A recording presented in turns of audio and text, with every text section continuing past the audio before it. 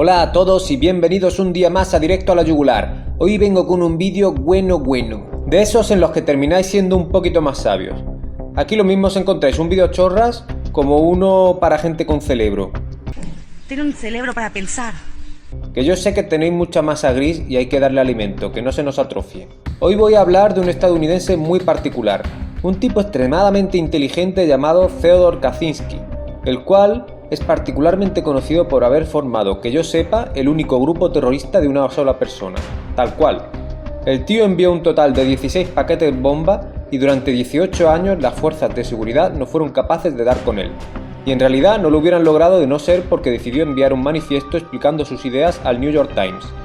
Kaczynski prometió que si lo publicaban dejaría de atentar, cosa que cumplió. Sin embargo, cuando su hermano leyó el manifiesto, se dio cuenta de que conocía la manera de escribir del autor, así que su sentido de la responsabilidad le llevó a avisar al FBI. Tomemos esto como una pequeña introducción. No voy a hablar mucho más de la vida del Unabomber, sino que mi intención es comentar con vosotros el manifiesto. En un mundo normal no debería hacer falta aclarar que me parece un sociópata y que condeno completamente los asesinatos que cometió. Sin embargo, creo que a pesar de todo, su manifiesto, el cual me he leído varias veces, tiene reflexiones muy interesantes y de las que se pueden extraer enseñanzas útiles. Que quede claro, no apruebo las acciones de Unabomber, ni siquiera creo que su modelo de sociedad sea deseable, pero al César lo que es del César. Muchos puntos de su análisis son coherentes y nos hacen reflexionar, lo cual siempre es positivo.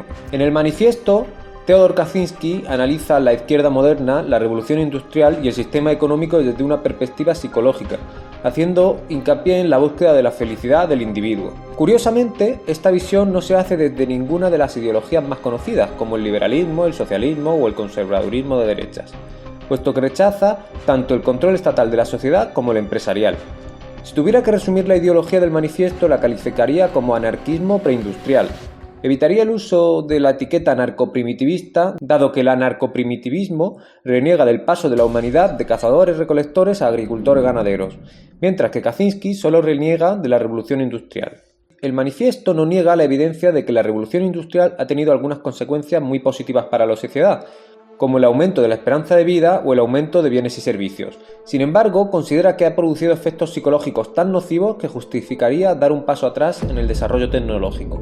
Desde el punto de vista puramente individualista, Unabomber considera que el ser humano ha pasado a convertirse en un conjunto de engranajes de la sociedad industrial, lo que le ha sometido a un tremendo sufrimiento psicológico. A lo largo del manifiesto, ataca con dureza la psicología del izquierdismo moderno, el cual identifica con lo políticamente correcto, como el feminismo, el activismo LGTBI, el animalismo y el colectivismo de izquierdas en general, lo que en resumidas cuentas llamaríamos hoy en día como progres. Para Ted habría dos tendencias psicológicas que servirían de base al izquierdismo moderno, los sentimientos de inferioridad y la sobresocialización. Ya veréis que la explicación de estos términos os van a sonar muy familiares. Parece mentira que hace 30 años ya tuviera las cosas tan claras. Él considera que algunos de los izquierdistas modernos tendrían sentimientos de inferioridad más o menos reprimidos como una baja autoestima, tendencias depresivas, sentimientos de culpa, etc., los cuales serían determinantes en la dirección del izquierdismo. La mayoría de ellos pertenecerían a una clase media acomodada, principalmente personas de raza blanca con estudios universitarios. Kaczynski destaca que estos activistas procedentes de grupos privilegiados, entre comillas, y con sentimientos de inferioridad se identificarían muy fácilmente con aquellos grupos que son considerados socialmente como más débiles, ya sean mujeres, inmigrantes u homosexuales, entre otros. Esto no quiere decir que sean realmente inferiores, sino simplemente que estos activistas de izquierda los consideran como tal. El autor pone de ejemplo específico a las feministas que están desesperadas por mostrar que son tan capaces como los hombres, mientras que en su interior están aterradas de que en realidad no sea así. Este sentimiento de inferioridad haría que los izquierdistas odien aquello que les parezca fuerte o exitoso. Odian a la civilización occidental por las mismas razones, aunque nunca lo admitirían. Dicen que Occidente es racista, imperialista, sexista, etc., pero cuando ven esos mismos problemas en países socialistas o menos desarrollados, les restan importancia. Además, el izquierdista detesta el concepto de competición, porque en su interior se siente como un perdedor. Por tanto, solo lograría sentirse fuerte como parte de un grupo con el que puede identificarse. Además, se exculparía de sus propios defectos considerando que cada fallo individual sería responsabilidad de la sociedad. Los psicólogos llaman socialización al proceso por el cual los niños son entrenados para pensar y actuar como demanda la sociedad. Este entrenamiento proporciona el marco de lo que es moralmente adecuado. Sin embargo, hoy en día el corsé mental que se nos impone es mucho más homogéneo desde que existe la educación estatal y los medios de comunicación de masas. Esto conlleva que algunas personas mentalmente susceptibles sufran un proceso de sobresocialización, o dicho de otra manera, que estén tan altamente socializados que se impongan pensar, sentir y actuar moralmente hasta el mínimo detalle. El problema es que el marco moral es tan extenso y a menudo contradictorio que es imposible seguirlo a rajatabla. Por ejemplo, socialmente consideramos malo el odiar a alguien. Sin embargo, odiar no es algo que se elige. Una persona socializada normal intentará evitar mostrar su odio hacia la otra persona porque sabe que está mal visto, pero no sentirá un malestar psicológico significativo. Sin embargo, la persona sobresocializada sufrirá sentimientos de culpa, por lo que tendrá que autoengañarse sobre sus propios motivos, logrando encontrar explicaciones morales para sentimientos y acciones que en realidad no lo son. Pequeño paréntesis, esto es lo que se conoce como mecanismo de defensa del yo. Así, la persona sobresocializada sufre sentimientos de baja autoestima, dado que tiene un concepto de sí mismo que no se ajusta con lo que se le ha hecho percibir socialmente como correcto. Además, se siente frustrado, por lo que intenta reafirmar su autonomía rebelándose. Sin embargo, este acto de rebeldía es puramente cosmético, puesto que no es capaz de rebelarse contra la moral predominante. El ser humano necesita pasar exitosamente por el proceso de poder para ser feliz. Este consiste en 4 elementos: un objetivo a alcanzar, la autonomía para elegir ese objetivo, el esfuerzo para alcanzarlo y la consecución del mismo. Si un hombre puede tenerlo todo solo con desearlo, probablemente acabará desarrollando problemas psicológicos serios. El ser humano necesita objetivos vitales que cuesten una cierta cantidad de esfuerzo. Es por ello que cuando la gente no tiene que esforzarse en satisfacer sus necesidades físicas, a menudo crean finalidades artificiales, que llamamos actividades sustitutorias. Por ejemplo, tras la Segunda Guerra Mundial, el emperador Hirohito publicó numerosos estudios de biología marina, a pesar de que tenía todas sus necesidades físicas cubiertas. Por desgracia, según Kaczynski, en la mayoría de casos las actividades sustitutorias serían mucho menos satisfactorias que perseguir finalidades reales.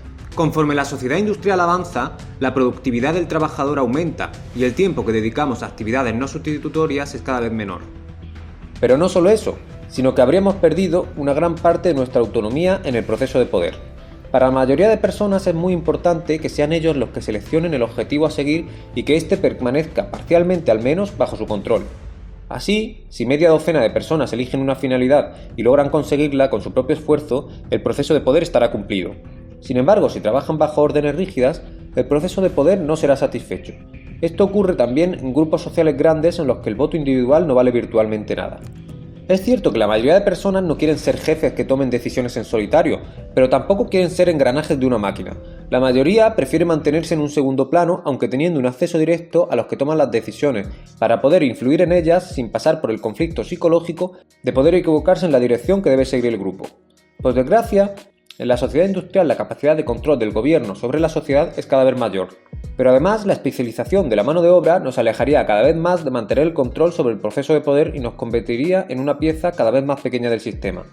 En resumen, el manifiesto considera que los problemas psicológicos de la sociedad moderna se deben a que la gente viva bajo condiciones radicalmente diferentes de aquellas bajo las que se desarrolló el ser humano. Genéticamente hablando, somos iguales que el hombre de una tribu primitiva. Sin embargo, hemos perdido el control del proceso de poder. Vivimos encerrados en apartamentos con una altísima densidad de población, lejos de la naturaleza y cada vez con más dificultad para mantener una comunidad estable fruto de los continuos movimientos migratorios de los jóvenes en busca de mejores empleos. Pero entonces, ¿qué propone este tío? Claramente, Kaczynski tiene unos valores conservadores. Sin embargo, considera que los conservadores son unos mentecatos dado que se quejan de la decadencia de los valores tradicionales mientras que apoyan el progreso tecnológico. Argumenta que es imposible hacer cambios rápidos de la tecnología y de la economía sin causar cambios sociales que rompan los valores tradicionales. Y para solucionar todo esto, su proposición es volver a la sociedad preindustrial, la cual, por sus propias características, obligaría al ser humano a volver a vivir en sociedades más descentralizadas y por tanto menos controladas por el poder político y corporativo. Según Kaczynski, el individuo era mucho más libre bajo la monarquía absoluta que bajo la democracia liberal actual, y todo porque el poder efectivo del Estado era muy inferior.